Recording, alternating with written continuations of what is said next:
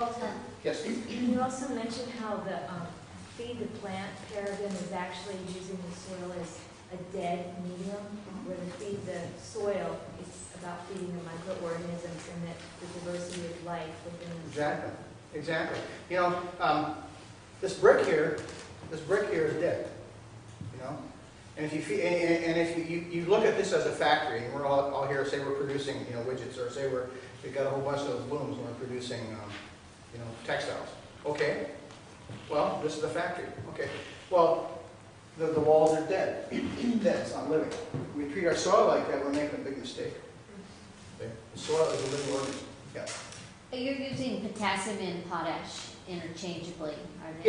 Yeah. The potassium, the chemical name in the periodic table is potassium with a K, and the P was already being used for phosphorus, so that's why they used the K for potassium.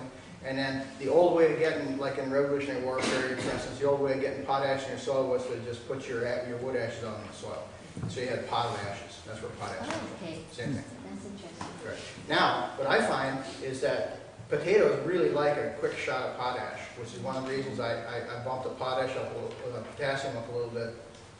And what happens is those potatoes, you put your chip down, or your chip, or your mother's slice, or whatever you want to call it. You put that down, and if it gets those nutrients right away from the soil, it comes up quick, taking nutrients from the soil instead of nutrients from that slice. And many times I go out there and I dig potatoes and I find the mother slice, and it's not degraded at all. So that's why I can get by with planting, drops about that big, and they grow huge amounts of potatoes. It's because if you've got a natural balance and you've got what the plant wants, and it can use it, it'll take those nutrients right from the soil as quick as possible. Is there any reason to not use wood ashes or kelp or other seeds? No, the wood ashes, the pot ashes, it's kind of strong, so you want to make sure that you spread it all over.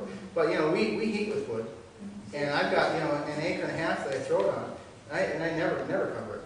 And could you go to the ocean and get seaweed rather than Yes. send it from the Yeah. Rinse it off, right? The what? You have to rinse it off when you drive it first time. Yeah. There are people who do that. They go down in waterfront and they get it. The Irish, back in the 17th and 18th century, they built their soil, especially in the west of Ireland, by going out and getting seaweed. And that was just part of their thing. They went down there with a horse and a cart, and they just, or sometimes pulling the cart by themselves. And they just hauled tons and tons of seaweed. And that's what built up the soil. That worked in very well with potatoes in Ireland, because the seaweed gave them a good shot of potash, and potatoes grew good.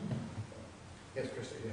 Oh, well, I was just going to comment back on what you said about how it's a slow process building the soil back up, but, on the other hand, my life was changed immediately once I started using that Stu Solomon, recipe.